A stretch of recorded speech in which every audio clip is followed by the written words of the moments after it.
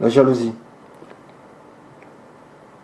La jalousie, c'est le troisième trait marquant, en fait, la troisième tare que nous devrons absolument donc faire régresser. Faire régresser, parce que ça va être compliqué d'éliminer. La jalousie, en fait, est un sentiment humain. Mais dans la communauté noire, en fait, c'est plus qu'un sentiment humain, j'ai envie de dire, c'est quasiment inscrit, en fait, dans notre comportement. C'est limite, j'ai envie de dire, c'est inscrit dans notre ADN. On est génétiquement jaloux. Et c'est la raison aussi pour laquelle, en fait, nous n'irons jamais loin. Et c'est la raison pour laquelle nous n'avons jamais rien réussi. Il y a très peu de Noirs, en fait, ici-bas. Il y a très peu de peuples, en réalité, ici-bas, qui peuvent s'énorgueillir, justement, d'avoir réussi quoi que ce soit, collectivement. Il y en a très peu. Là, comme ça, lorsque j'y pense, je ne pense qu'à deux peuples, en réalité. Le peuple haïtien et le peuple éthiopien. Donc, toute la communauté noire, c'est à peu près les seuls, ici-bas, à qui on n'a rien donné. C'est à peu près les seuls qui sont allés chercher, collectivement, en tant que peuple, leur liberté. Les seuls. Et le peuple haïtien est réellement le seul phare dans notre manque de solidarité. C'est le seul phare. C'est vrai qu'aujourd'hui, ils payent le prix. Et la France, évidemment, au cours de l'histoire, leur a fait payer le prix, justement, de cette vision donc, de Toussaint Louverture. Ils payent encore le prix aujourd'hui. Mais en réalité, c'est certainement les plus pauvres des Noirs dans le monde et très certainement les plus dignes et les plus fiers Noirs dans l'histoire de tous les Noirs dans le monde. Et ça, c'est la raison pour laquelle, à chaque fois que je vois un Haïtien, évidemment, j'ai du respect. J'ai naturellement du respect parce que je sais ce que représente ce peuple pour nous. Et je me dis, Seigneur Dieu, si on avait pu ne serait-ce qu'avoir 10% du sens de la solidarité, du sens collectif du peuple haïtien, peut-être que l'esclavage n'aurait pas duré 400 ans. Peut-être qu'on n'aurait pas commandé notre indépendance parce que toutes ces merdes, en fait, nous a donné. C'est ce qu'on oublie toujours de vous dire. Votre indépendance en Afrique, on vous l'a donnée. Votre putain d'esclavage, on vous l'a donné. Comme on vous donne votre RSA. On a toujours été soumis. Toujours été soumis. Ça, c'est la réalité.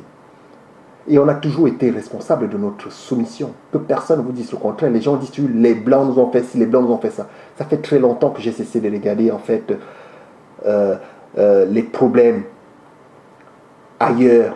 Les causes des problèmes ailleurs, excusez-moi. Je regarde d'abord en moi. Pourquoi est-ce que ma maison brûle? C'est à cause de nous. Et la jalousie est toujours cette étincelle, justement, qui nourrit donc ce feu ardent, justement, qui permet en fait de calciner le peuple noir, de le maintenir, justement, dans l'assujettissement. Nous sommes des esclaves, nous avons toujours été des esclaves. Et tant que nous ne serons pas réellement unis, nous resterons toujours des esclaves. Et éviter ces jolis mots qu'on met aujourd'hui, ce renouvellement, donc, on va dire, donc, linguistique qu'on a.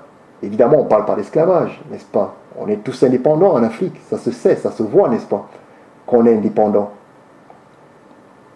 Mais sommes-nous réellement indépendants? Et en tant qu'individu, en tant que famille, qu'avons-nous réellement fait pour nous extirper de notre merde?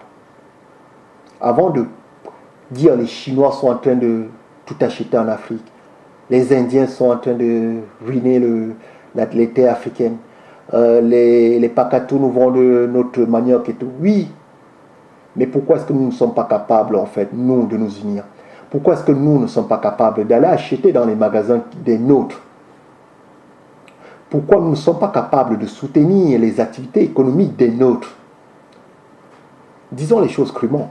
Pourquoi ne sommes-nous pas comme les Juifs? Pourquoi est-ce que nous n'achetons pas noir? Pourquoi est-ce que nous ne faisons pas confiance aux Noirs? Parce que nous avons été élevés dans cette mentalité. Il ne faut surtout pas faire confiance aux Noirs. Ce qui est fait par un Noir, c'est de la merde. Et je participe à ça, indirectement. Je le sais. J'ai été nourri par ça. Je vous dis, c'est dans notre ADN. Mais il faut qu'on en ait conscience. Même moi, je le sais. Je suis méfiant lorsqu'un noir me vend quelque chose. Pour vous dire à quel point on est tous contaminés. Je ne suis pas meilleur. Je ne suis pas du tout meilleur. Je suis exactement comme vous. Sauf qu'à un moment, il faut prendre conscience de nos faiblesses et il faut travailler pour nous améliorer. Qu'est-ce qu'on fait, nous, aujourd'hui, pour soutenir, en fait, les nôtres? Rien. Dans les familles, on parle de jalousie, mais c'est quelque chose, et si vous êtes noir en Europe, vous le savez, à chaque fois que je croise un noir en France, quel que soit le noir que vous avez croisé en France, qui est venu d'Afrique pour se poser en France, dites-lui toujours quelle a été votre relation justement avec ceux qui vous ont accueillis ici, avec cet oncle justement chez qui vous êtes venu vivre en fait pour faire vos études, avec cette tante chez qui vous êtes venu vivre pour faire vos études, avec ce cousin, ce frère, cette grande sœur, même ce père, même cette mère qui vous a fait venir en France pour que vous fassiez des études supérieures. Comment ça s'est passé?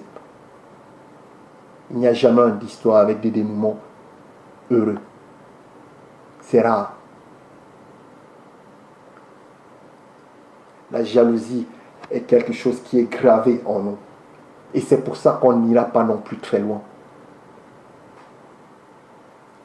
C'est gravé en nous. On n'est pas content de voir un frère réussir.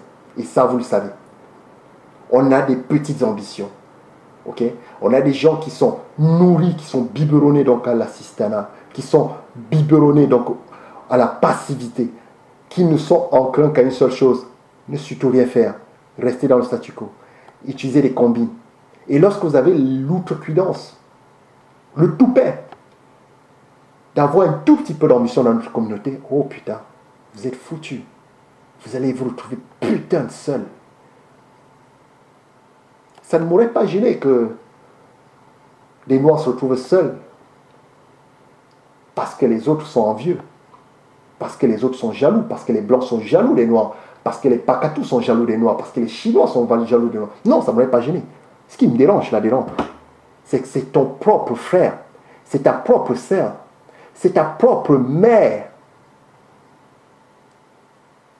qui est jalouse ou qui est jaloux de ton succès, qui est jaloux de savoir que les choses se passent bien dans ta vie.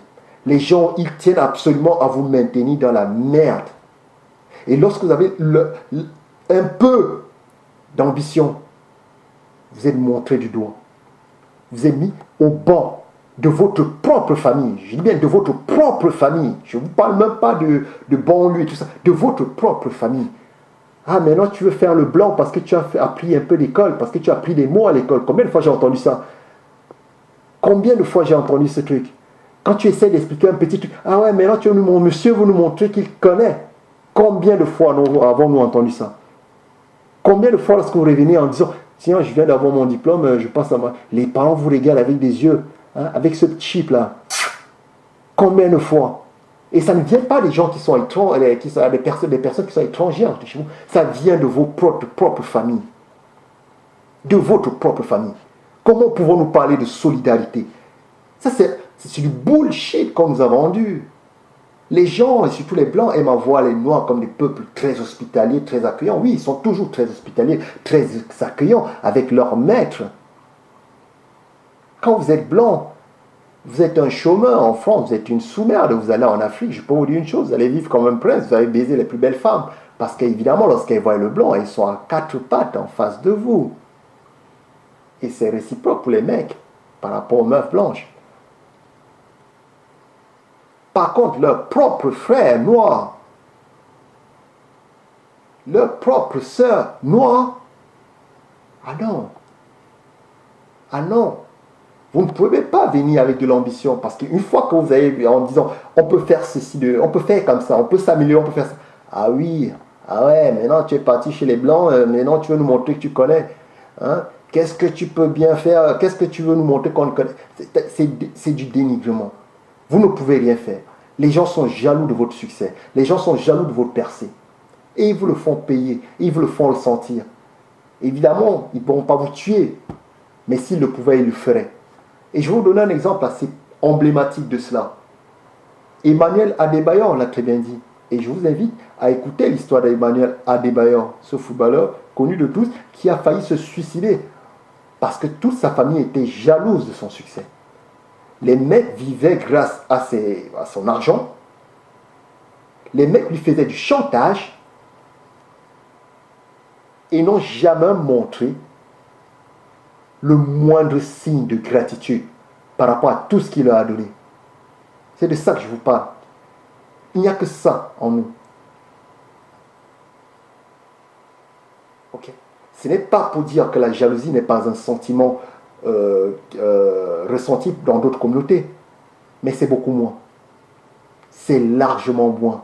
Les autres communautés sont beaucoup plus solidaires. Pourquoi est-ce qu'on n'est pas comme les Juifs? Pourquoi est-ce qu'on n'est pas comme des Pakates? Pourquoi est-ce qu'on n'est pas comme des Chinois? Regardez la réalité. Ce sont les Pakatous qui nous vendent notre manioc. Vous ouvrez votre restaurant, vous ouvrez votre magasin, vous ouvrez votre shop, vous êtes noir. Ok? Vos propres frères noirs vont préférer aller acheter chez l'Indien, chez le Chinois, plutôt que vous donner de l'argent à vous. Jalousie. Parce que votre réussite les indispose. Votre réussite les indispose. On en est là, les mecs. On est foncièrement jaloux. Et c'est pour ça que jamais on ne serait sorti de l'esclavage. Parce qu'on n'a jamais eu le sens de la solidarité. C'est du bullshit comme ça, tu racontes. Les Noirs sont solidaires. C'est faux. On n'est pas un peuple solidaire. Si on était un peuple solidaire, on n'aurait pas fait 400 ans d'esclavage.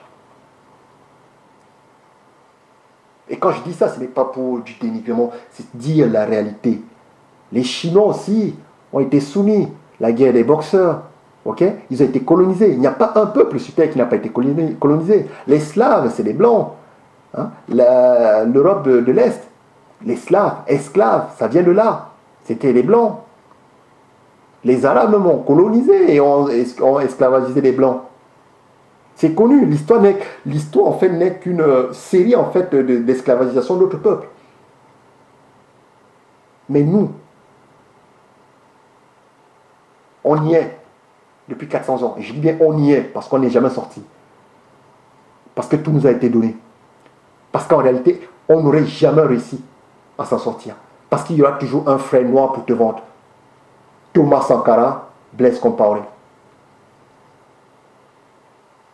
C'est emblématique de notre situation. Jalousie. On n'a jamais l'humilité d'accepter qu'il y a peut-être un frère qui sait mieux, qu'il y a peut-être un frère qui se comporte mieux, qu'il y a peut-être un frère qui est plus riche que nous et qui pourra nous ouvrir la voie. Non. Non. Je préfère encore que ce soit le blanc, justement. Je préfère encore être soumis au blanc. Je préfère encore accepter les arachides de blanc que de voir mon propre frère réussir. On en est là, les mecs. On en est là dans notre communauté. Et c'est pour ça que nous, on n'a aucun sens du collectif. On n'a que des belles paroles. Que des belles paroles.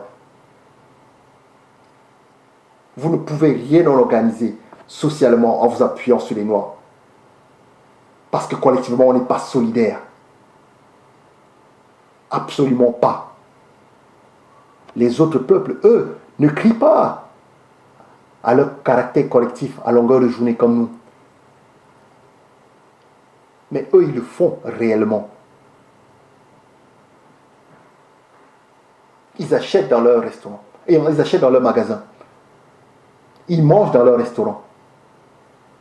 Ils importent via des systèmes d'importation de membres de leur famille. Prenez l'exemple des Juifs.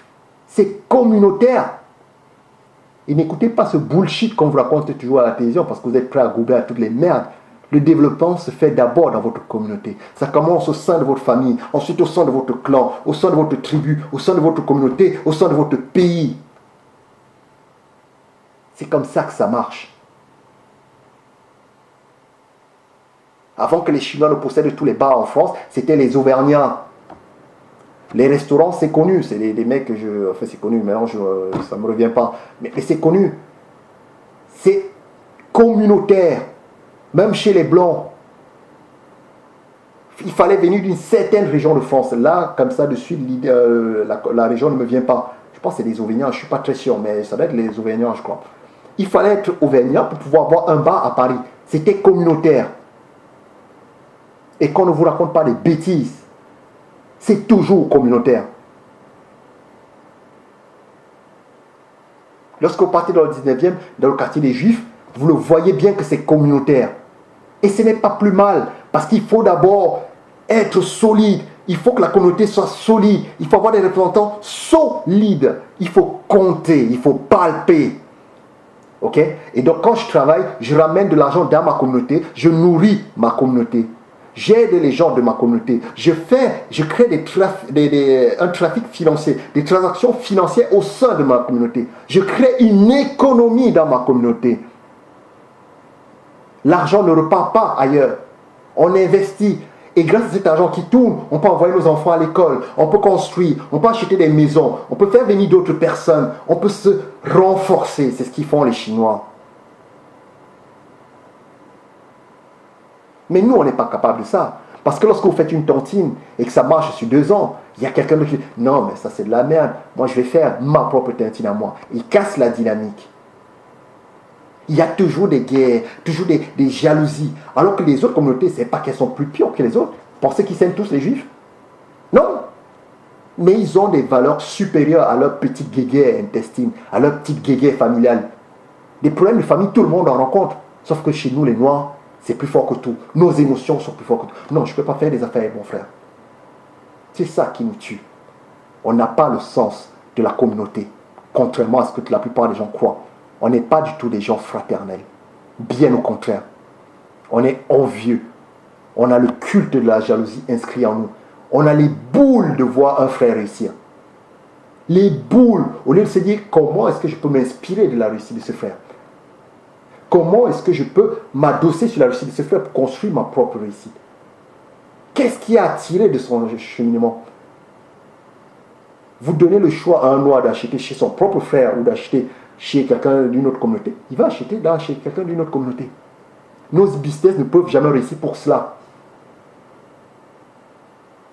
On n'est pas puissant. Mais pour gagner du respect, il faut être puissant. Et pour être puissant, il faut de l'argent. Et n'écoutez pas le bullshit, on est tous égaux. C'est du bullshit. Le RSA vous maintient la tête dans le seau. Ce n'est pas de l'argent, ça. C'est de l'entretien. Vous ne vous en sortirez jamais avec ça. Toute votre vie, vous allez être un promeneur. Vous allez regarder les autres réussir. On vous donne juste assez pour ne pas crever la bouche ouverte. C'est à nous de nous redresser. Mais comment est-ce que tu te redresses quand tu n'as pas confiance en ton propre frère? Et c'est la réalité de nos propres familles aujourd'hui. Disons-nous les choses clairement. Et si tu n'as pas confiance en ton propre frère, comment veux-tu que le mec qui n'est pas de ta famille ait confiance en toi? Si tu n'achètes pas dans la boutique de ton propre frère, comment veux-tu que le mec qui n'est pas de ta communauté ait confiance en ce frère? Si tu ne soutiens pas ton frère, comment veux-tu que le mec qui n'est pas de ta communauté soutienne ce frère? On ne se félicite jamais des choses positives dans notre communauté. Aussitôt que vous sortez du bois, non, pourquoi lui? Moi aussi. Les mecs, c'est ça qui m'a toujours tué. Il y a un mec qui vient avec son idée, je vais faire du stylisme, je vais faire des vêtements de banlieue pour, je ne sais pas, ça y est, les chouettes de banlieue, je ne m'appelle pas, il y avait Mohamed Dia, ce genre de choses. La semaine d'après, il y a 10 000 personnes dans la cité qui ont fait le même truc de styliste. Comment? Je dis, c'est à nous d'être un tout petit peu plus intelligents. Tu n'es pas obligé de faire le même stylisme que Mohamed Dia. Tu peux peut-être acheter les vêtements de Mohamed Dia. Enfin, je pense à Mohamed Dia parce que c'est celui qui me revient maintenant, mais je ne sais pas qui a la mode de maintenant. Ok? C'est peut-être le truc de Booba. Enfin, je ne sais pas. Bref. Mais tu peux t'inspirer de ce que fait Mohamed Dia pour peut-être construire ta marque de chaussures. Pour apporter autre chose. Tu peux prendre cet argent et acheter une e-shop, une épicerie. Au lieu de laisser en fait que ce soit les Indiens qui nous vendent notre manioc. Et de l'autre côté, il faut aussi dire les choses. Lorsqu'un noir a réussi, esprit de supériorité. Il ne veut surtout pas que les autres réussissent. Ça aussi, c'est nous. Ça aussi, c'est nous. On est faible mentalement. On ne comprend pas qu'on ne peut pas être tout seul devant. c'est collectivement qu'il faut être devant. Il faut qu'il y ait des têtes de pont. Ça, c'est normal. Il y aura toujours des têtes de pont. Il y aura toujours des personnes devant. Ça, c'est comme ça. Dans la vie, il y a des leaders, il y a des suiveurs. C'est comme ça, on n'y peut rien. Donc, il y aura toujours des têtes de pont. Mais c'est à nous de multiplier les têtes de pont. D'investir dans des secteurs qui comptent dans l'éducation. De permettre à des têtes de pont penseuses, on va dire, des ingénieurs, des médecins, des vétérinaires, des agronomes, des hommes d'affaires, des avocats. C'est ça nos têtes de pont. C'est à nous d'ériger cette élite. Et c'est à nous de donner les moyens à cette élite de s'ériger. Mais ne pas être envieux des nôtres. Et quand je vous dis ça, vous le savez tous là-dehors.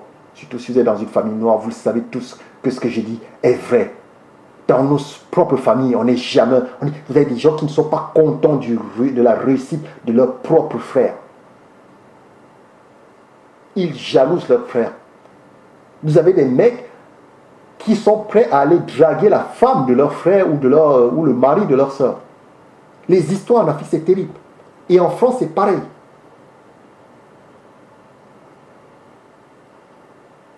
Une fois qu'ils savent, ou elles savent, que vous avez une situation stable, c'est bon, il faut venir foutre le bordel. Parce que pourquoi est-ce qu'elle doit être heureuse et pas moi? La jalousie, c'est notre cancer. Aussi bien au niveau de la famille, de la cellule familiale, que dans un plan global, africain, panafricain, comme je l'ai dit, avec des cas emblématiques comme Sankara, Compaoré. C'est nous, c'est inscrit en nous. Et une fois de plus, je ne dis pas qu'il n'y a pas ça chez les autres, mais c'est moins prononcé, ce trait de caractère. Le diviser pour mieux régner, anglais, le fameux adage anglais, ça fonctionne à la perfection chez les Noirs. Même dans leur bouffonnerie d'église, lorsqu'un mec qui crée son église, l'autre, pourquoi lui serait prophète dans son église? Ah ben c'est bon, moi aussi je vais créer. C'est-à-dire, on est toujours dans ça. Moi aussi je vais aller créer ma part d'église. Et vous vous retrouvez donc avec des foutitudes d'église à la con. Et je dis, il n'y a aucune stratégie. Il n'y a aucun esprit de corps. Tout le monde a envie de vous piquer votre place, de vous piquer votre femme, de vous piquer votre argent. Ils vous mettent tous des coups de couteau, des coups de bâton. Ils sont toujours en train de tout faire pour pouvoir vous pourrir votre vie. Pour que vous redeveniez comme eux, pauvres et miséreux, et qu'ensemble, justement, vous épanouissez donc dans le commérage et dans la mendicité. C'est notre drame à nous, collectivement. Et il va falloir justement qu'on cesse, qu'on le réduise. La jalousie, c'est un sentiment en nous, donc ça sera inscrit en nous. Mais c'est à nous de le contrôler. On l'aura toujours. Mais on peut travailler sur nous-mêmes, d'abord au sein de nos propres familles. Je ne demande pas des grands combats. Déjà au sein de vos propres familles, soutenez déjà au moins vos propres frères. Ok? Cessez d'investir dans des fumisteries.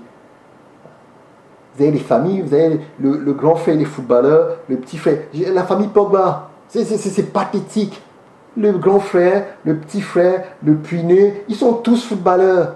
Mais enfin, Pogba est déjà footballeur. Pourquoi est-ce que les trois autres ne peuvent pas être avocats, hommes d'affaires? Investir d'autres champs, créer des têtes de pont ailleurs, diversifier. Et grâce justement à l'apport d'argent venu du talent de ce Pogba, diversifier, créer, racheter des entreprises, racheter des McDonald's et employer des Noirs. Au lieu d'attendre que ce soit toujours les Blancs qui nous emploient. Non, ça fait des coupes de cheveux. Mais une fois de plus, je ne suis pas la conscience des Noirs. Je ne suis que moi. Je regarde juste les choses. Évidemment, ce n'est pas mon argent comme disait l'autre. Donc c'est facile pour moi de pouvoir donc faire des plans sur l'argent de quelqu'un d'autre. Pogba, il est grand, il gagne ses millions, il a raison, et tant mieux pour lui. Mais je dis collectivement, nous devons peut-être commencer un tout petit peu à réfléchir au sein de nos familles, à avoir des stratégies familiales. Toi, tu seras médecin. Toi, tu seras homme d'affaires. Toi, tu seras avocat. Vous avez des familles en banlieue, c'est ridicule. Le grand frère, il vend du shit, le petit frère vendra du shit. Le grand frère qui vend du shit et qui tourne bien, au lieu de se dire, bon, moi, c'est foutu. Quoi qu'il en soit, à un moment ou à un autre, je vais finir en prison. J'ai fait le sacrifice. Avec tout cet argent que je gagne, je vais peut-être sortir ma famille de la banlieue. Je vais peut-être aider ma petite soeur ou mon petit frère, justement, à faire des études dans une école privée. Comme ça, lui, il va peut-être finir par devenir avocat. Et peut-être qu'en devenant avocat, c'est peut-être lui qui va me sortir de prison demain. C'est peut-être ma petite soeur que j'ai envoyée à faire une école de business qui va peut-être gagner beaucoup d'argent et qui va permettre de sortir de, je sais pas, de blanchir mon argent du shit. Non, on n'a pas cette stratégie collective. On ne réfléchit pas du tout comme ça. Non, le grand frère vend du shit, le petit frère vend du shit. Hein? Même le bébé, en fait, il sait pas, on met du shit dans la poussette du bébé. En fait, tout le monde participe au deal. Mais si, et on adore, vous savez, les films de mafia. Mais je dis, regardons, copions intelligemment. À qui devez-vous naturellement faire confiance? Aux membres de votre famille. Si vous êtes dans l'illégal, et une fois de plus, je ne suis pas là pour dire je sais bien, c'est pas bien, je ne suis pas la conscience de France, donc je m'en fous. Mais même quand vous êtes dans l'illégal, réfléchissez un peu, réfléchissez famille. Vous n'êtes pas obligé d'être toute une fratrie en fait de voleurs, toute une fratrie de cambrioleurs, toute une fratrie de drogués. Je dis, vous pouvez diversifier. On peut avoir des stratégies familiales. Parce que ça viendra de là. Mais non. Parce qu'on va toujours être tiraillé au sein de nos propres familles par la jalousie. Okay? Et les gens ne sont pas capables justement de se dire il y a des valeurs supérieures, il y a des résultats supérieurs, il y a une réussite supérieure, une réussite collective qui dépasse, mais de très loin, mes petits sentiments personnels envers mon frère, mon cousin, et je ne sais pas qui dans ma communauté. C'est de ça que je voulais vous parler, mes amis. Et vous dire justement de sortir justement de ce bullshit qu'on nous a toujours raconté donc, sur le peuple noir. On n'a rien de solidaire. Tout ce que nous avons nous a été donné. Tout. Tout ce que nous avons collectivement en tant que peuple noir nous a été donné. Les seuls qui peuvent marcher la tête, le buste redressé, la tête haute, sont les Haïtiens, sont les Éthiopiens. C'est rare. Tous les autres, on nous a donné. Et pourquoi est-ce qu'on nous a donné tout ça? Finalement, parce que si on avait attendu que les Noirs pour se sortir de leur merde, eh bien jamais, on y serait toujours dans l'esclavage. On n'y serait jamais sorti. Pourquoi? À cause de nos guerres fratricides. Je ne sais pas si c'est psychologique, si c'est lié à des traumatismes, j'en sais rien. Je ne sais pas. Mais ce que je sais, c'est qu'il n'y a pas un seul Noir que j'ai croisé en France qui ne m'ait parlé de la situation tendue qu'il vivait au sein de sa famille, avec des membres de sa famille qui étaient envieux de son succès, envieux de sa réussite, envieux de sa situation. Pas un. Et ça fait près de 20 ans que je suis en France.